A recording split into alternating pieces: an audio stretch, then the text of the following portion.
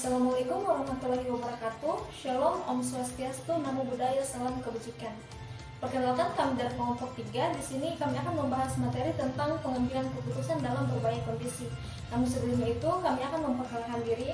Perkenalkan, saya Adinda dengan NIM C022351.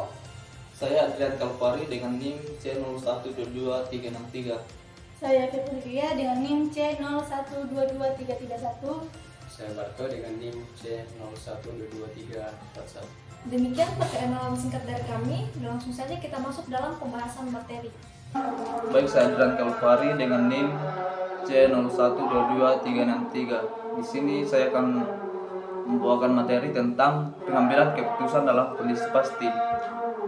Jadi pengambilan keputusan dalam kondisi pasti atau kepastian adalah keputusan yang diambil pada saat informasi yang diketahui bersifat akurat dan dapat dipercaya.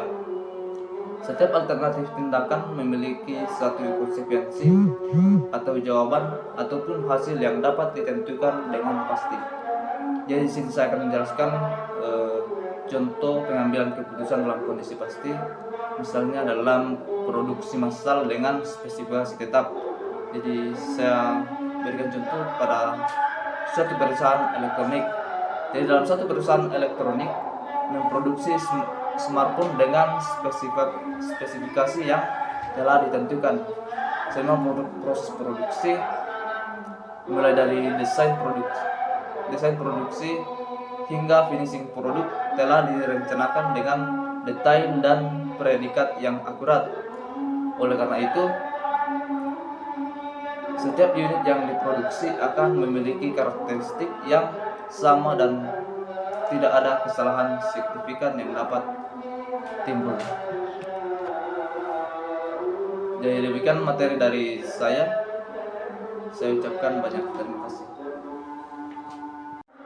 Baik, saya Adinda. Di sini saya akan membahas materi tentang pengambilan keputusan dalam kondisi tidak pasti. Nah, pengambilan keputusan dalam kondisi tidak pasti ini merupakan proses di mana individu atau kelompok harus memilih tindakan di antara berbagai alternatif tanpa memiliki informasi lengkap tentang hasil yang mungkin terjadi. Nah, adapun karakteristik pengambilan keputusan dalam ketidakpastian, yang pertama itu keterbatasan informasi, di mana informasi yang tersedia mungkin tidak memadai atau tidak lengkap sehingga menyulitkan analisis yang akurat. Kemudian yang kedua itu risiko. Nah, ada kemungkinan hasil yang tidak diinginkan atau negatif yang dapat terjadi meskipun beberapa informasi mungkin menunjukkan hasil yang positif.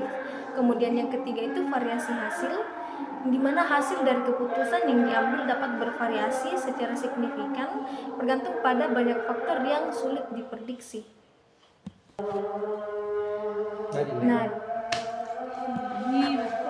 Nah, di sini saya akan memberikan contoh tentang pengambilan keputusan dalam kondisi tidak pasti. Contohnya itu adalah peluncuran produk baru, di mana sebuah perusahaan teknologi berencana untuk meluncurkan produk baru, tetapi mereka tidak yakin tentang bagaimana produk tersebut akan diterima oleh pasar. Mereka tidak memiliki data yang cukup untuk memprediksi apakah produk tersebut akan sukses atau gagal. Dan contoh kasus dalam pengambilan keputusan dalam kondisi konflik, yaitu misalnya jika ada konflik antar negara. Misalnya ada dua negara sedang berkonflik mengenai perbatasan wilayah, mereka perlu membuat keputusan apakah akan terus melakukan negosiasi damai atau justru melanjutkan ke konflik bersenjata. Nah, kemudian langkah pengambilan keputusannya adalah pihak negara bisa melakukan evaluasi alternatif penyelesaian seperti menggunakan arbitrase internasional atau memperkuat negosiasi dengan bantuan mediator internasional untuk menghindari perang yang berdampak lebih besar. Baik, saya Febria. Di sini saya akan membacakan kesimpulan yang telah dijelaskan oleh teman saya dari ketiga materi tersebut, yaitu pengambilan keputusan dapat terjadi dalam 3 kondisi utama: kondisi pasti, tidak pasti, dan konflik. Dalam kondisi pasti, informasi yang tersedia lengkap sehingga hasil dari setiap alternatif dapat diprediksi dengan jelas dan risiko kegagalan rendah. Sebaliknya, dalam kondisi tidak pasti, informasi terbatas dan hasil dari setiap keputusan tidak dapat dipastikan, sehingga diperlukan pendekatan seperti analisis, probabilitas atau teori utilitas untuk memutar resiko. Pada kondisi konflik, pengambilan keputusan melibatkan beberapa pihak yang bersatu, di mana tindakan satu pihak dapat mempengaruhi hasil pihak lain. Dalam situasi ini, teori permintaan digunakan untuk menentukan